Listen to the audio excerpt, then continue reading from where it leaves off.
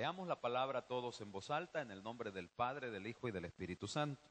Entonces Jehová dijo a Moisés: entra en la presencia de Faraón y dile: Jehová ha dicho así: deja ir a mi pueblo para que me sirva. Y si no lo quisieres dejar ir, he aquí yo castigaré con rana todos tus territorios.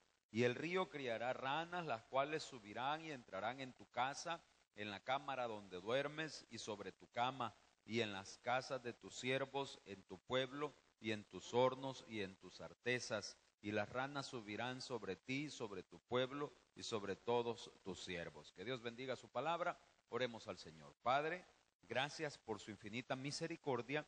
Espíritu Santo, les suplicamos que tome absoluto control de este tiempo de meditación, que la carne no tome gloria, Señor, que me pueda conceder esa gracia para transmitir con denuedo el mensaje de su palabra, que podamos como iglesia ser fortalecidos y principalmente reconocer la advertencia de aquellas circunstancias, Señor, que nos disponen o nos ponen propensos a conocer tus juicios. Líbranos, cúbrenos con tu misericordia, en el nombre glorioso de Jesús. Amén y amén. Puede tomar su asiento, hermano.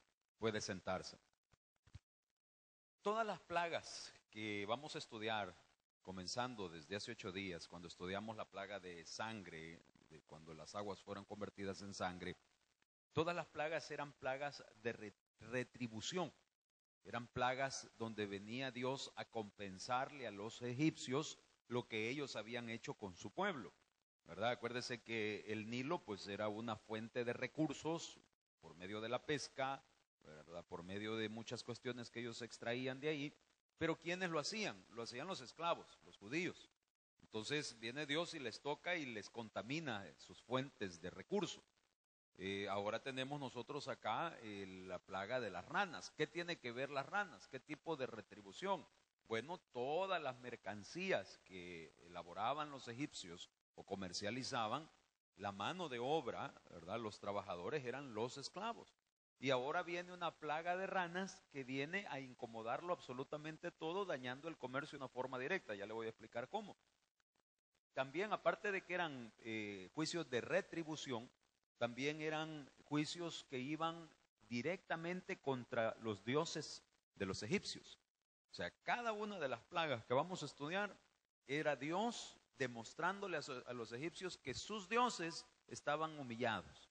En este caso, nosotros tenemos la plaga de las ranas. Había un dios de las ranas. Los egipcios tenían a un dios Heki, que era el dios de las ranas, es decir, que las ranas eran consideradas hasta cierto punto sagradas, de manera que los egipcios no podían matar una rana. Imagínense, usted ve un sapo y el pobre sapo revira, ¿verdad?, de la patada que le pega con tal que no se le meta a la casa. Los egipcios no, ellos no podían tocarlas, no podían hacerles daño, porque era pues la representación de uno de sus grandes dioses, que por cierto era un dios que tenía que ver con el comercio, con las mercancías de ellos. Entonces, cuando hablamos de que se llenó de ranas, que se hizo plaga, que entraba a las habitaciones, que entraba a los cuartos y todo, las personas se acostaban y estaban, dice, hasta en la cama, y no los podían apartar, hermano. O sea que si usted se iba a acostar y veía el montón de ranas, buenas noches, tiraba al suelo usted, porque no podía aventar a las ranas por allá, mucho menos que las fuera a matar. Entonces, ¿por qué? Porque era Dios humillando al pueblo egipcio a través de uno de sus dioses que ellos tantos adoraban. O sea, en otras palabras, ranas querés, vaya, tengan ranas con ganas hasta que ustedes mismos no puedan vivir. Y es un estilo precisamente del actuar de Dios. Cuando yo escojo algo en la vida a cambio de lo que Dios quiere conmigo, Dios, dice la Biblia, que nos va a poner una ceguera. También dice que manda espíritus engañadores para que nos terminemos de quebrantar. Allá cuando habla de Tesalonicenses, si no me equivoco, es en la segunda carta a Tesalonicenses, cuando dice por cuanto no quisieron creer a la verdad. Entonces Dios mandó espíritus engañosos para que se terminaran de perder en la mentira. O sea, ¿querés recibir a Cristo? No, gracias. ¿Por qué? Por el vicio, por una vida licenciosa. Ok, ¿preferís aquello? Sí, es que ahorita pues no me llama la atención estar en la iglesia. Ah, bueno, entonces vicio querés, y va a llevar al personaje a involucrarse o a sumergirse tanto en su vicio que va a terminar hecho por una piltrafa en lo que él escogió a cambio de Dios. Y esa es una manera que Dios actúa en los juicios. Dice entonces, vamos analizando ya los versículos. Jehová le dijo a Moisés, entra en la presencia de Faraón y dile, Jehová ha dicho así. ¿Se acuerda que hace 8 días dejábamos claro? En algunas ocasiones vamos a ocupar a Faraón como una representación de Satanás mismo, pero en otras ocasiones vamos a hablar de Faraón como una representación de nuestro ego, de nuestra soberbia, del yo, qué es lo que yo quiero, qué es lo que yo estoy haciendo. Porque Satanás precisamente trabaja con el egocentrismo de la persona. Entonces, Dios le dijo a Moisés, entra delante de Faraón y dile, Jehová ha dicho así, deja ir a mi pueblo. ¿Para qué? Ahí lo dice, para que me sirva. Entonces, mis amados hermanos, como la primera enseñanza esta mañana, dejemos claro que Dios quiere libertar a su pueblo, pero no para que corran como personas sin rienda o sin propósito en la vida. Dios nos ha traído libertad para que nosotros le sirvamos a Él por sobre todas las cosas. Veíamos nosotros el miércoles el significado de la palabra siervo. ¿Se acuerda? En Romanos 1:1, cuando dice Pablo, siervo de Jesucristo. Y yo les explicaba que en el texto original del griego, cuando dice siervo en el latino, en el castellano, en el griego dice doulos, que significa esclavo. Entonces, aquí una de dos. Usted y yo tenemos libre albedrío. ¿Amén o no amén? Digamos que amén. Se supone que sí. En el libre albedrío usted escoge. O es esclavo del mundo o es esclavo de Dios. O es esclavo del mundo o es esclavo de Dios.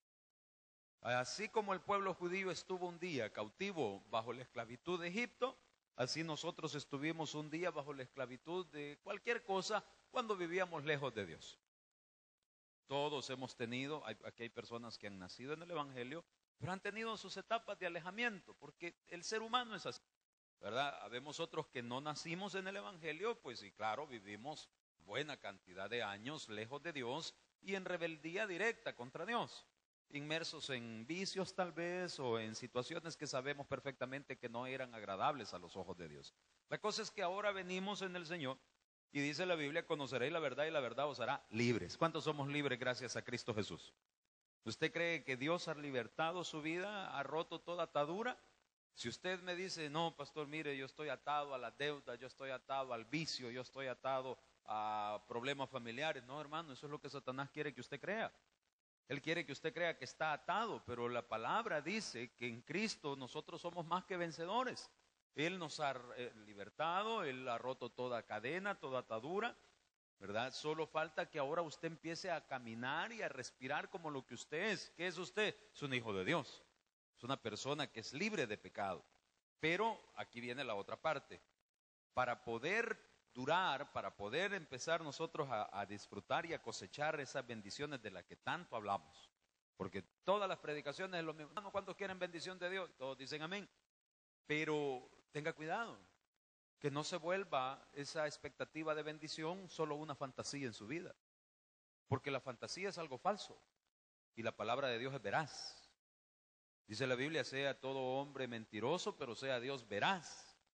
Entonces lo que Dios ha prometido se tiene que cumplir en su vida, paso a paso, poco a poco, de acuerdo a cómo usted vaya caminando como una persona libre, de acuerdo a cómo usted vaya dejando que el Espíritu Santo le muestre.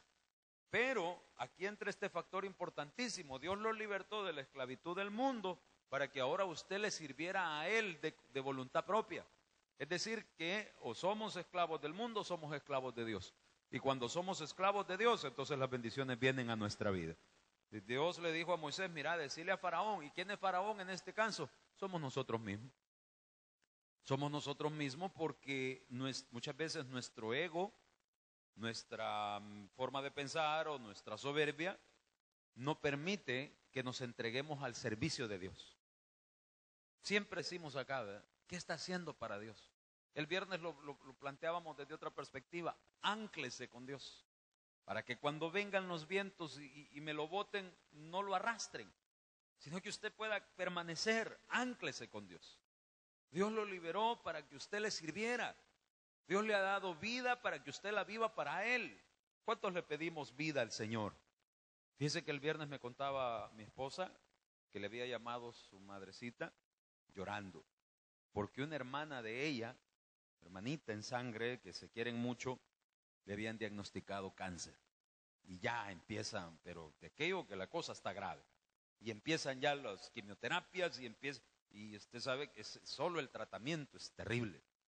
Porque la quimioterapia no crea que es algo beneficioso de primer momento en el individuo.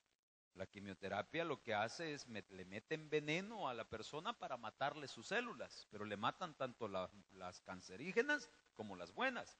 Entonces la quimioterapia es una ruleta rusa, ¿verdad? A ver si aguanta.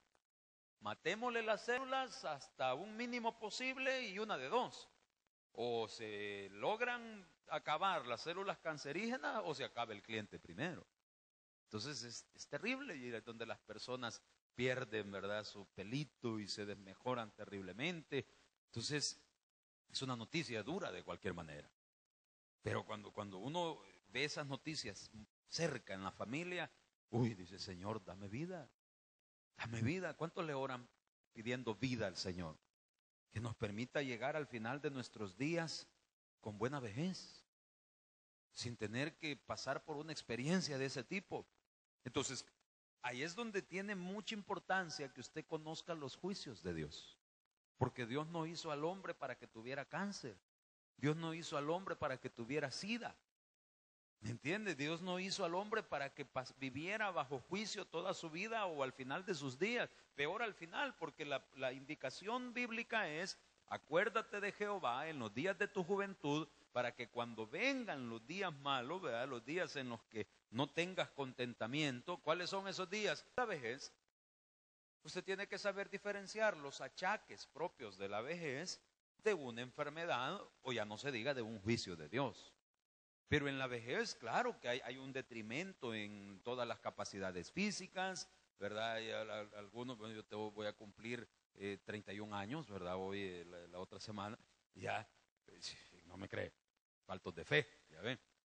O eran 21, no, 21 creo que son.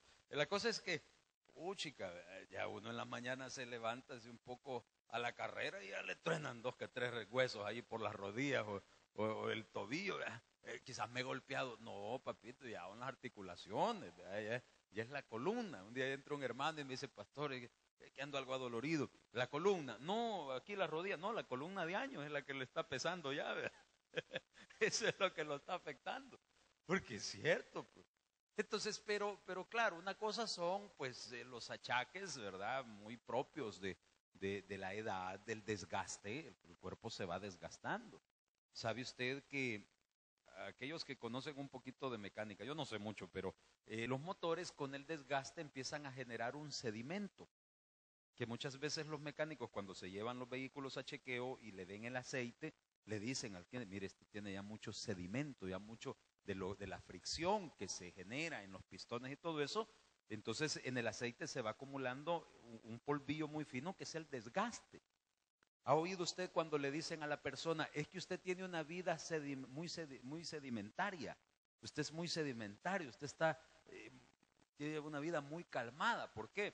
Porque cuando usted es una persona que ya a través de los años su cuerpo ha generado desgaste, sus huesos, igual que los motores, empieza a generar desgaste y usted no tiene mucha actividad física, entonces el sedimento de su cuerpo se va al fondo, se asciende, y eso empieza a generar dolores, eso empieza a generar artritis, malestares de ese índole. Entonces una persona que toda la vida se ha mantenido activo, que ha hecho ejercicio, entonces mantiene el mecanismo en acción, y entonces las consecuencias o los achaques son un poco menos, ¿verdad?, un poco menores, porque está activo. Entonces ahí es cuando le dicen al cliente, su vida es muy sedimentaria, usted tiene que tener un poco más de actividad para que su cuerpo, su maquinaria reaccione. Pero la realidad es esa, nos vamos desgastando.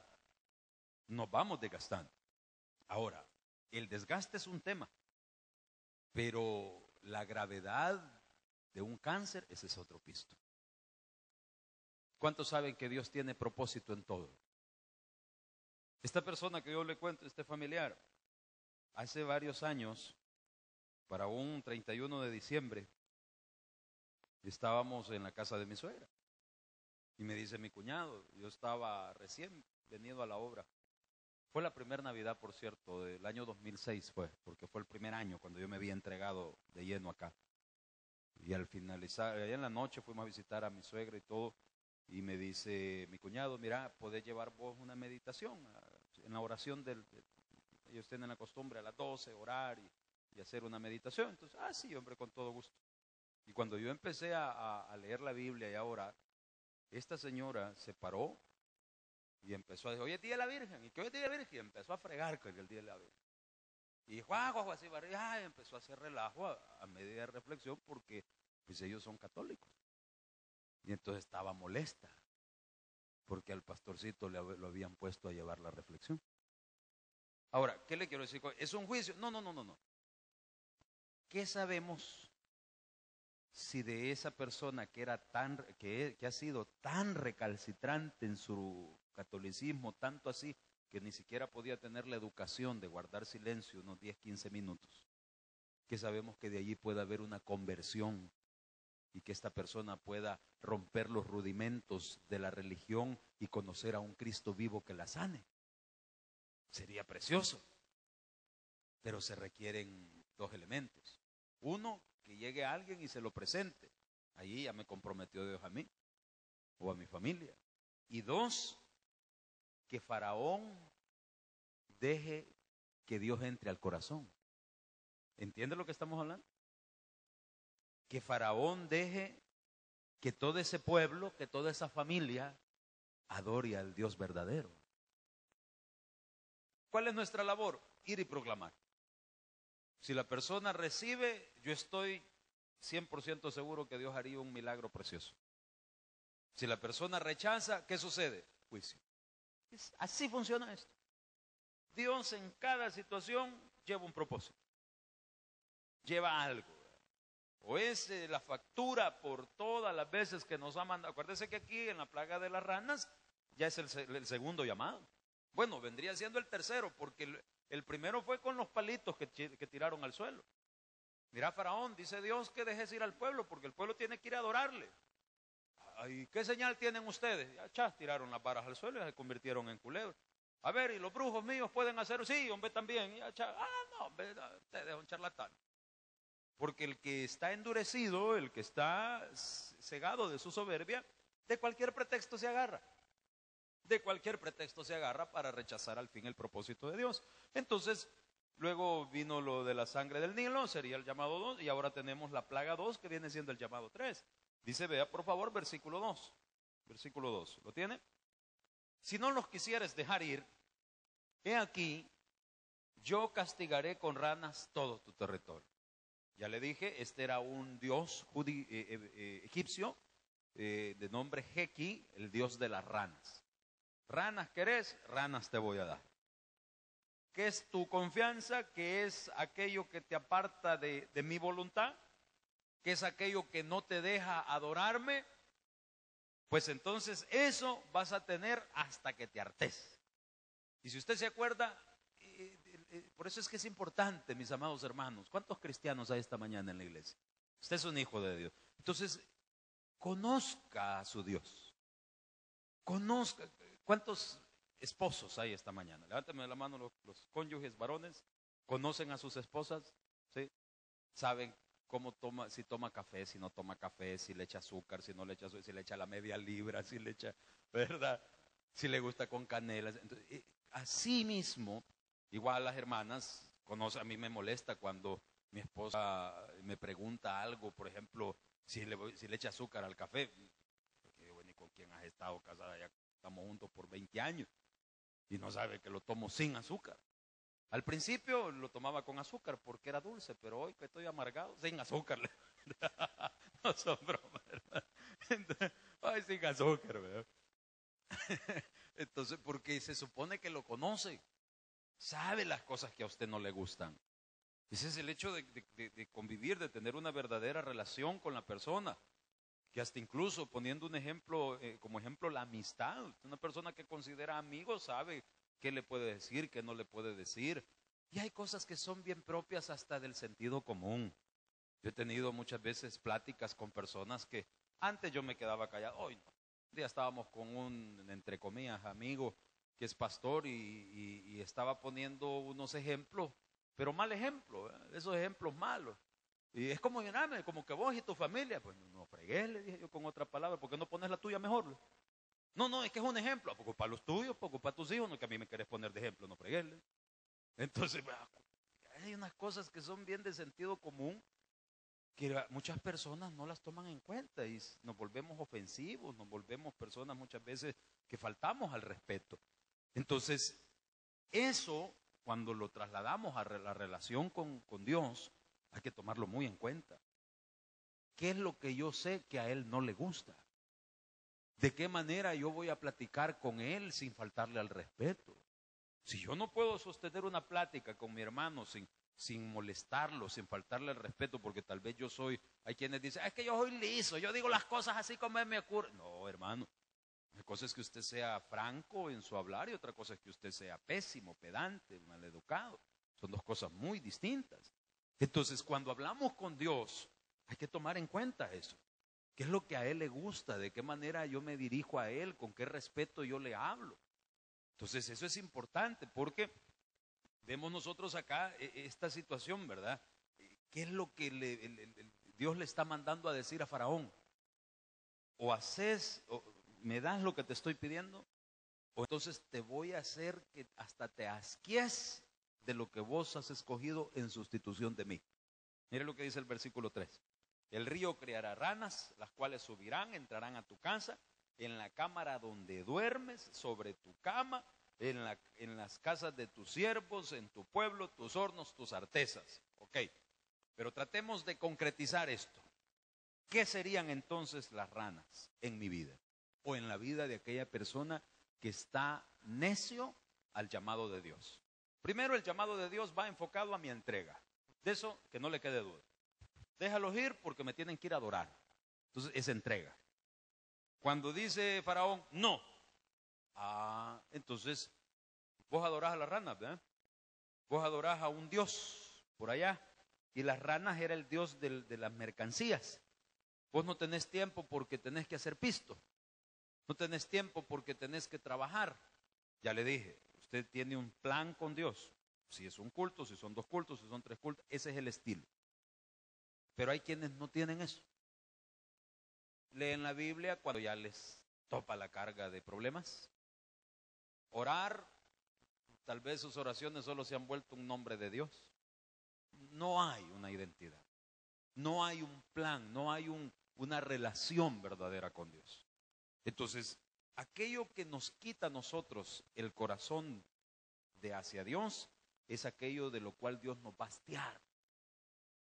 Hay personas que han dejado, en las iglesias muchas veces sucede que llega un muchacho o una muchacha siguiendo al novio o a la novia, ¿verdad? Entonces a veces se da incluso hasta el fenómeno de que el que vino detrás de la muchacha o del muchacho se termina quedando y teniendo un verdadero trato con Dios y el que estaba adentro se fue.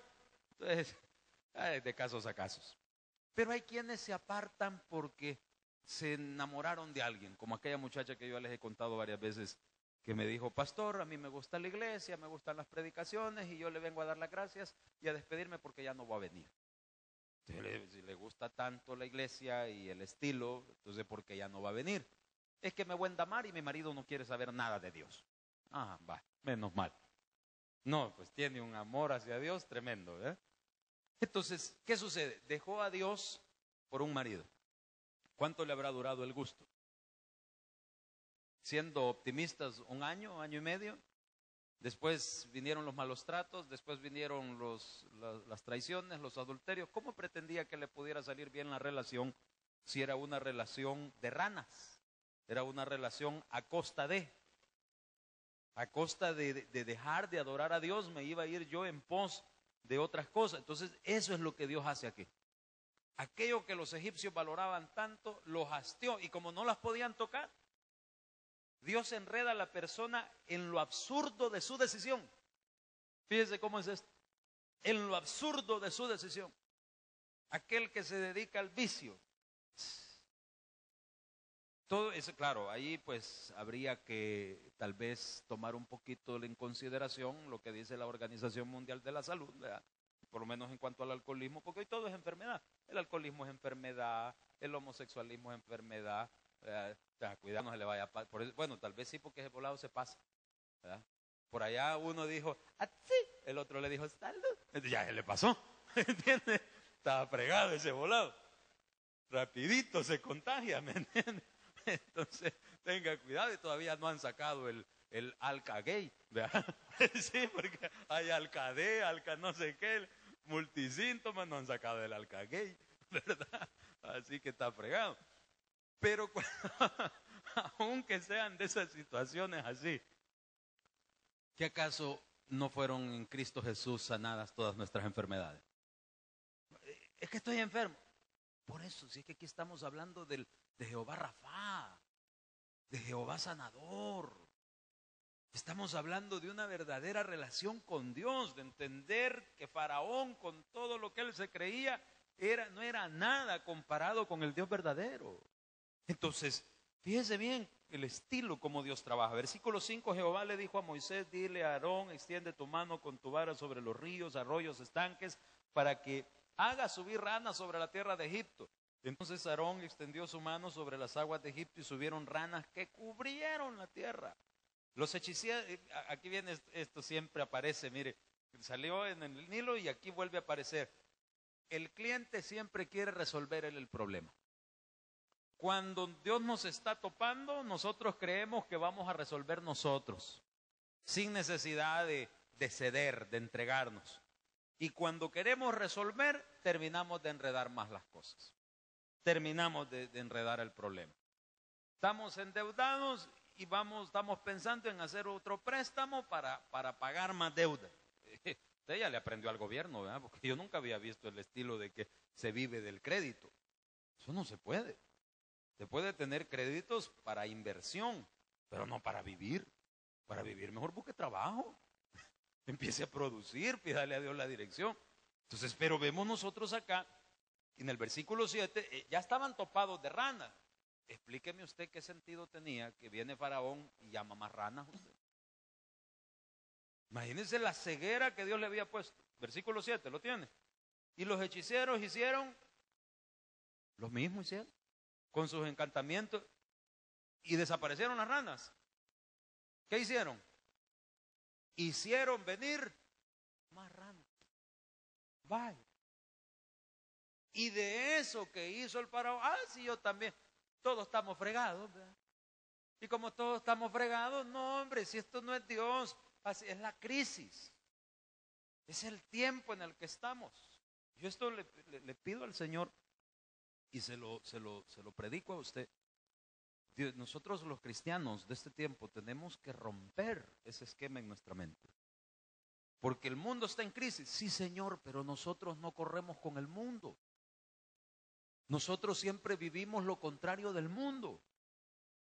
Entonces, si el mundo está en crisis, este es el momento exacto para que usted brille, para que usted resplandezca, porque usted no está en crisis, usted está inmerso en Cristo Jesús. Y en Cristo siempre hay provisión. Tiene que haber algo. Yo cuando platico con hermanos, que está difícil, pastor. No, sí, difícil sí, yo no digo que fácil.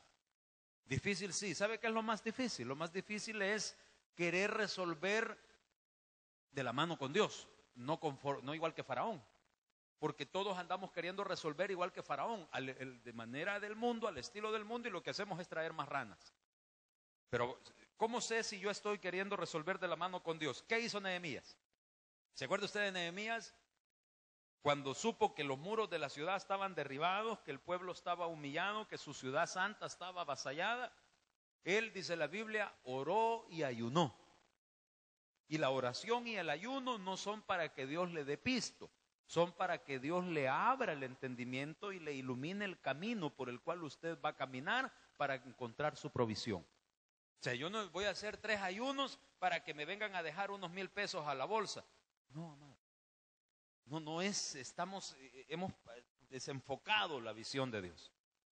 Va a ayunar, ¿para qué? Para poder doblegar su carne, porque ¿cuántos estamos conscientes cuando estamos ansiosos? Y usted tal vez tiene una deuda que pagar, o tiene tal vez algún plan, algo que quiere hacer en su trabajo, en su negocio, y se despierta y le cuesta dormir. Y usted está ansioso, usted le entra una su desesperación. Solo a mí me pasa, hermano.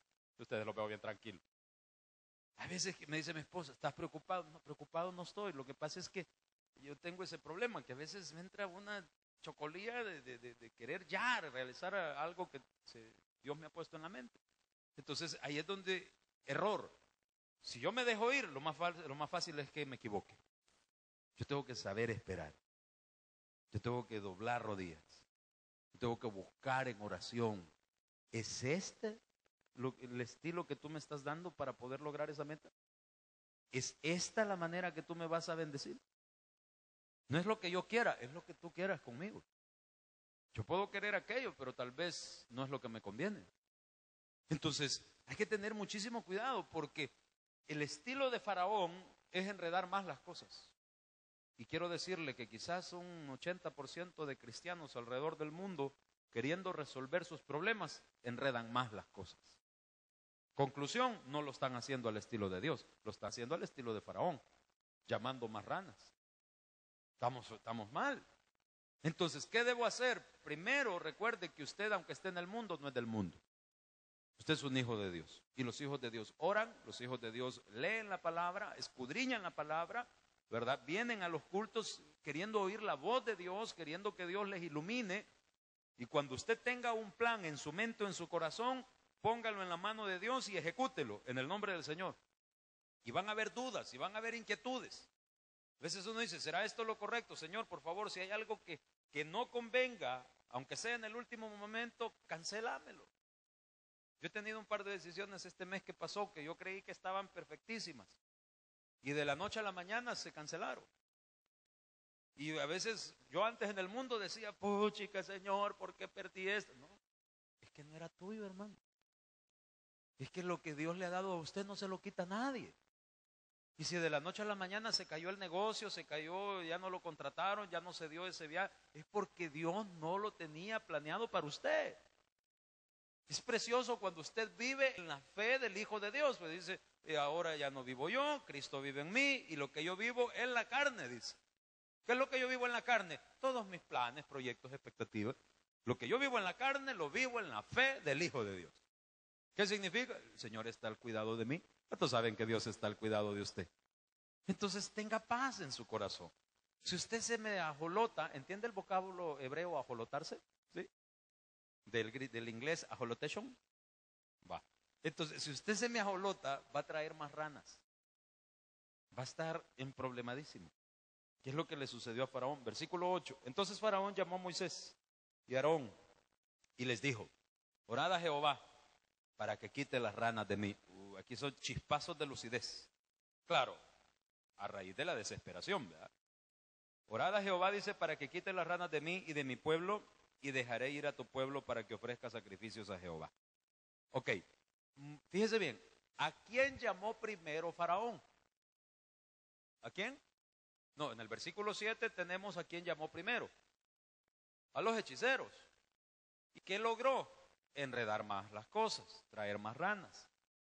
Cuando Dios tiene una situación en su vida, llámele complicaciones, facturas, juicios, como usted le quiera llamar, y ha habido de por medio personas que Dios ha utilizado, o personas que usted tal vez haya ofendido, es importante entender que el problema no va a terminar mientras usted no hable con esa persona. Yo no puedo andar ofendiendo a medio mundo y después encerrarme en el cuarto, pedirle perdón a Dios y pensar que ya estuvo. La Biblia habla de que yo tengo que ponerme a cuentas con las personas que he ofendido y más aún, fíjese bien, las personas que están enojados con usted, no que usted esté enojado con ellos, pues nosotros nos enojamos con aquel que nos ofendió. Pero si yo sé que por ahí hay un hermano que esté enojado conmigo, ¿y por qué está enojado conmigo? A saber, bro. A veces usted lo sabe, a veces no lo sabe.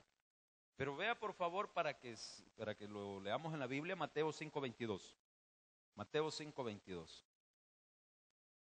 Mateo capítulo 5, versículo 22. Hay cosas que para resolverlas, Dios quiere que usted vaya y se ponga cuenta primero con alguien.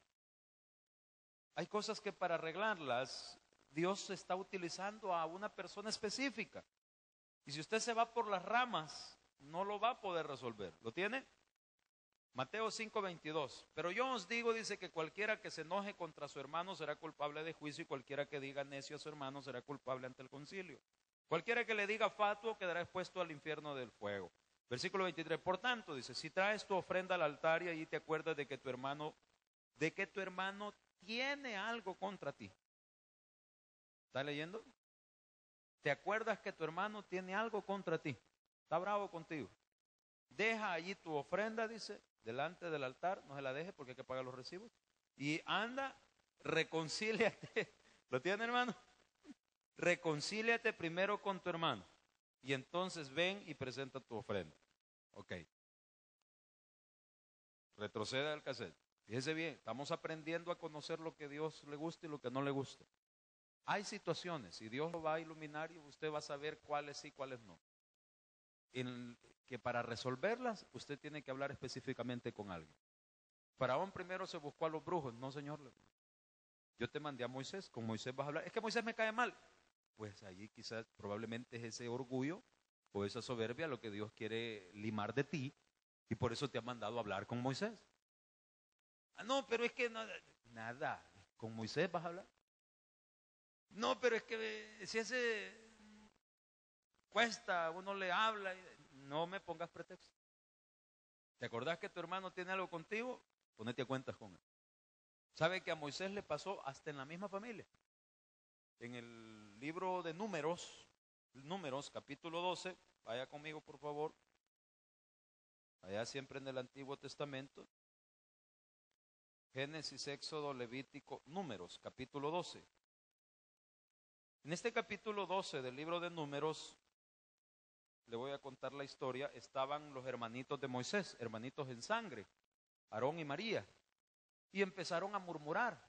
Mira vos, este Moisés se le ha subido la viruta, ¿cree que solo él es el pastor? ¿Qué acaso no ha hablado Dios a través de nosotros también? ¿Cómo no? Le dijo el otro, si yo soy el sumo sacerdote, le dijo. Ay, me imagino que la señora la llevaba de profeta, ¿verdad? Y entonces empezaron a murmurar entre ellos.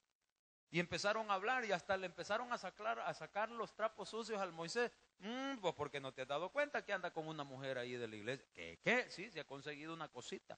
No, hombre, Cusita era de la raza de los etíopes. Se había conseguido una su negrona de 2 metros, pero cholotona, tipo Beyoncé, ¿me entiendes? Así, la Rihanna se queda pachita. ¿Verdad? No, cree que estamos morenita. No, era negra de raza. ¿Verdad? Una diabla como de 2 metros. Y el Moisés, cholito, ¿me entiende? Pues pobrecito mi muchachito. Entonces, recuerde que la señora lo dejó. ¿Se acuerda usted que la niña Séfora se fue? Séfora se fue, ¿verdad? Y lo dejó. Entonces, el Moisés estaba solito. Y la tienda sola, y la casa sola, y él solo, y la muchacha sola. Pues entonces, ya salió, de ahí sale aquel corito, ¿se acuerda? Y como no estoy ni comprometido, ni casado, ni... pues ahí, los que ya saben, ahí se acordarán. Entonces, ya inician ellos un rato. Y empiezan los otros a murmurar. Aquí es donde hay que entender algo. No pierde el tiempo criticando a nadie. No estoy hablando solo de nosotros los pastores, no, a nadie de sus hermanos. Porque a cada uno de nosotros quien nos sostiene es nuestro Señor Jesucristo. A usted quien lo sostiene es Cristo Jesús. Cuando usted se pone a criticar a otras personas, no vaya a ser que le tiente la paciencia a Dios. Porque llega un momento, lo tiene ahí, número 12. ¿Lo encontró? Número 12. Si no lo encontró, ponga atención y va a ver usted de qué estamos hablando. Entonces, estaban murmurando, versículo 9. Entonces la ira de Jehová se encendió contra ellos, dice, y se fue, y la nube se apartó del tabernáculo, y aquí que María estaba leprosa como la nieve. Y miró Aarón a María, y aquí que estaba leprosa. Y dijo Aarón a Moisés, ay, Señor mío. Hoy sí le dice Señor y acaba de estar tratándolo de tonto para arriba. No pongas ahora sobre nosotros este pecado, dice, porque locamente hemos actuado y hemos pecado. No quede ella ahora como el que nace muerto, que al salir del vientre de su madre tiene ya medio consumida su carne. Versículo 13, mire qué importante esto. Entonces Moisés clamó a Jehová. ¿Quién oró? ¿Oró María? No, oró María. Y eso que se la estaba dando de profeta, ¿no? Porque cuando usted lee todo el capítulo, la María decía, ¿qué es?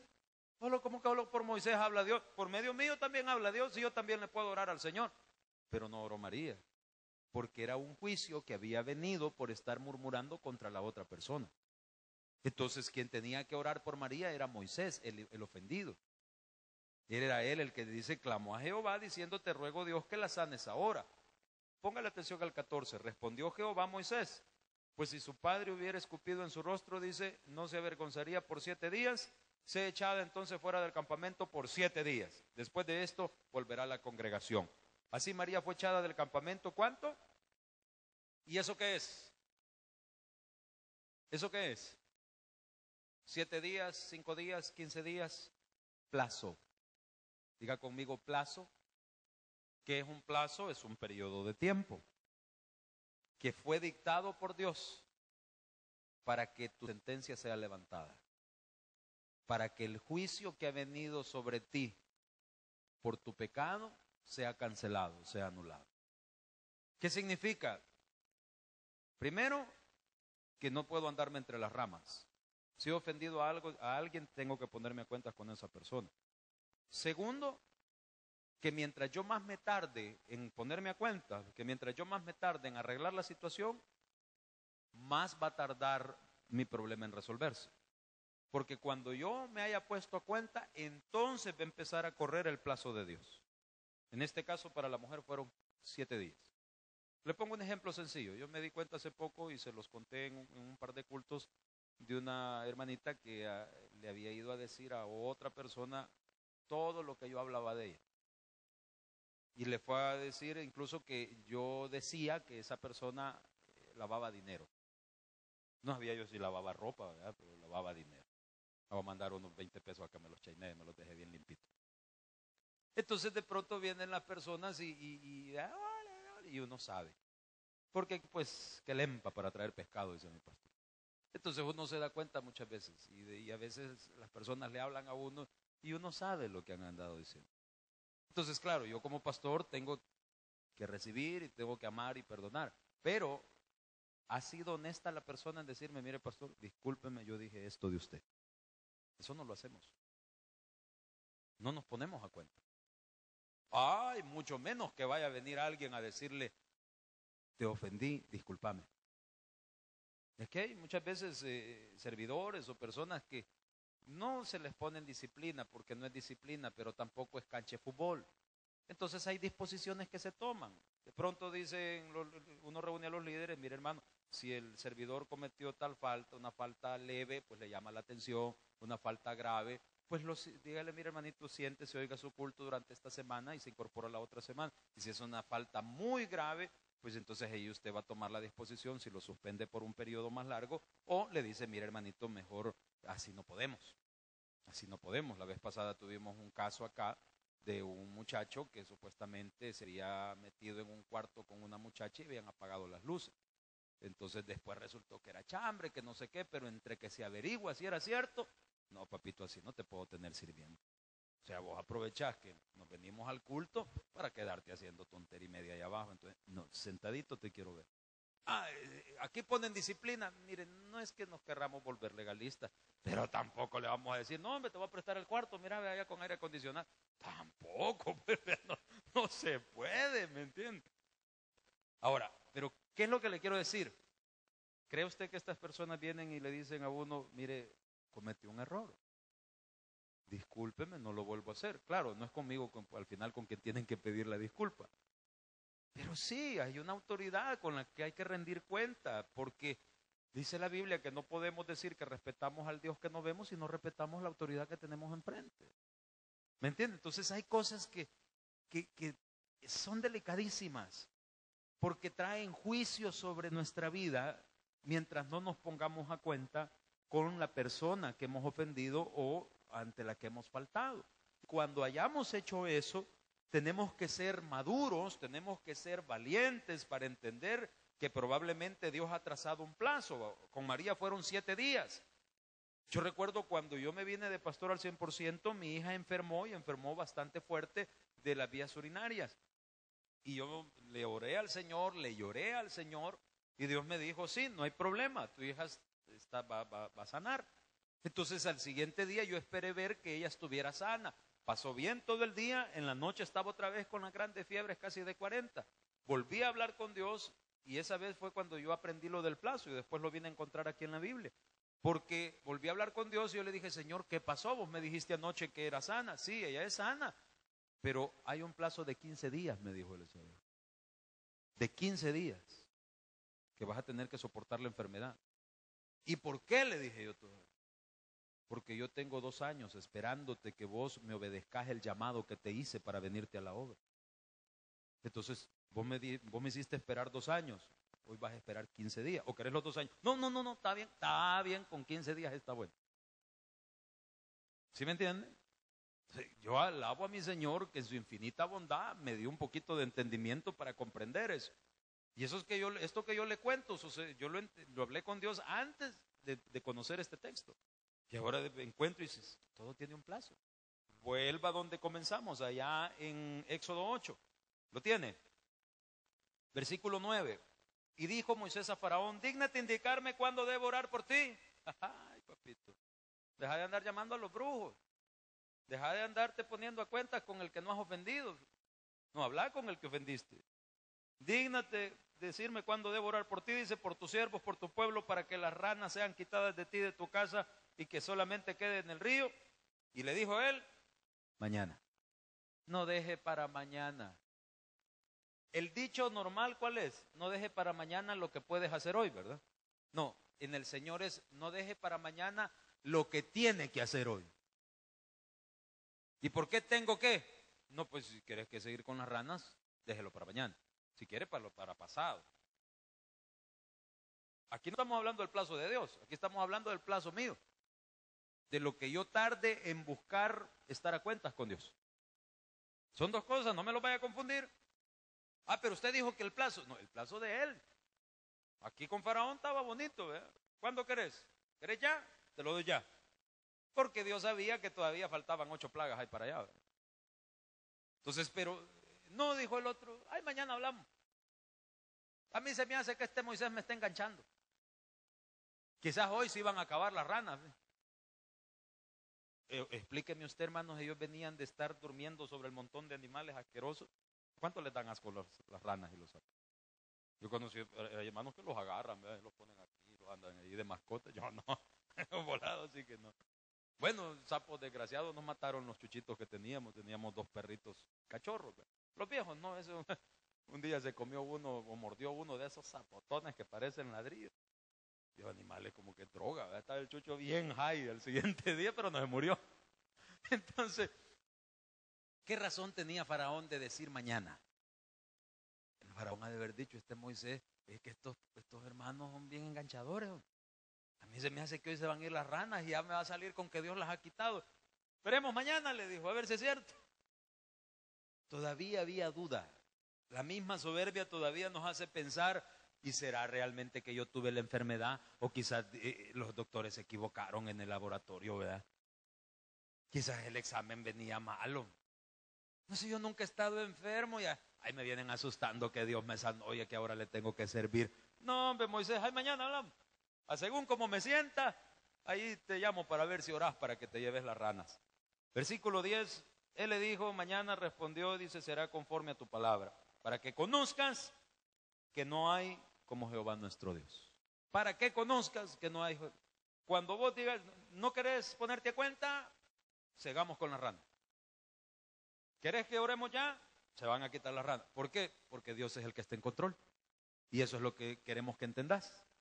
Que el que esté en control de esa plaga, de esa angustia, de esa situación que te tiene asqueado, es Dios. Es Dios. Versículo 11, las ranas serán de ti, de tu casa, tu siervo, tu pueblo. Dice, entonces salieron Moisés y Aarón en la presencia de Faraón. Clamó Moisés a Jehová tocante a las ranas que había mandado Faraón, e hizo Jehová conforme a la palabra de Moisés. Murieron las ranas. Espérame. Y no que no las podían tocar usted. ¿Se acuerda lo que le conté? Pero los que vinieron tarde, las ranas representaban al dios Haki y eran intocables. Los judíos no las podían tocar. Y viene Dios y no solo se las lleva, sino que se las mata. ¿Y qué significa? Mira dónde tengo tu Dios. ¿Ve? ¿Esto querías? Mira dónde te tengo tu Dios. ¿Ve? Tu relación sentimental por la cual dejaste de servir, te la voy a destruir. Se va a acabar, te va a causar dolor, te va a asquear. Y después te la voy a acabar. Y usted sabe que es duro, porque tanta fue la necedad de Faraón que hasta el final le mata al propio hijo. Entonces, es importante que nosotros aprendamos del Egipto. Aquí es donde entra aquella expresión de nuestro pastor general: hágase blandito, hermano, hágase blandito. Cuando las cosas empiecen a apretarse, a ir mal, tírese al suelo y órele y dígale: Señor, yo con poquito entiendo, Señor, con poquito entiendo. Y ahí recuerde lo que hemos aprendido ahora. Póngase a cuenta. Póngase a cuenta. Yo lo he dicho ya anteriormente. Nosotros nos enseñaron cuando estábamos pequeños, por lo menos nuestros padres, que cuando faltábamos había que llegar y pedir perdón. Estos bichos de ahora no piden perdón. Estos bichos de ahora lo paran la papaya. Viernes pasado íbamos con una hermanita bajando la grada. Estaba la hija allá afuera, que yo hola, le digo, viendo los ojos de rayo láser que le estaba tirando. Uy, dije yo, mejor me quité. Ya me sentía que me pegaba a mí también. Y los padres ahí van: ¿querés una gaseosita? Pero ahí está bravo el niño. Dios no es así. Dios no es así, hermano.